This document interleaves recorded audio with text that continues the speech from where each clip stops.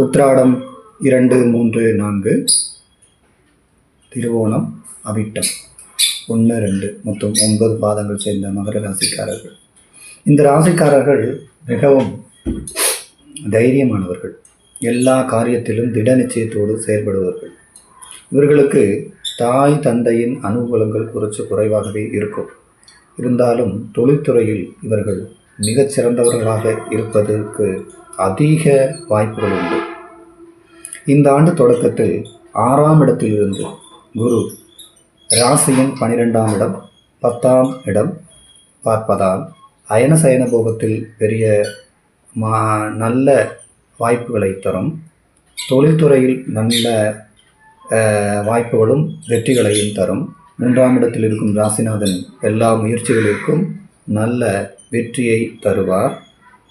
இருந்தாலும் ராசியின் 2ஆம் பாவத்தில் இருக்கும் ராகு பகவான் பொதுவாகவே மகர ராசிக்காரர்களுக்கு வாய் ஒரு பிரச்சனை.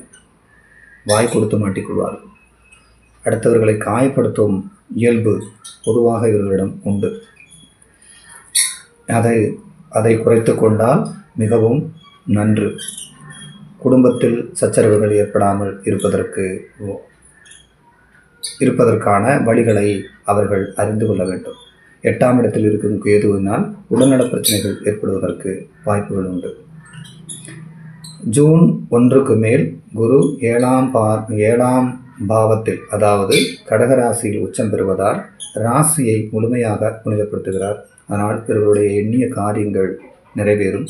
மாணவர்களுக்கு வெற்றியை தரும். திருமணமாகாத ஆண்கள் பெண்கள் அவர்களுக்கு திருமண யோகம் கூடி வரும்.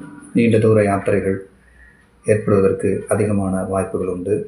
இருந்தாலும் இந்த ஆண்டு மகர ராசிக்காரர்களுக்கு நிதானத்துடன் கூடிய வெற்றியை தரும் என்பதில் ஐயமில்லை.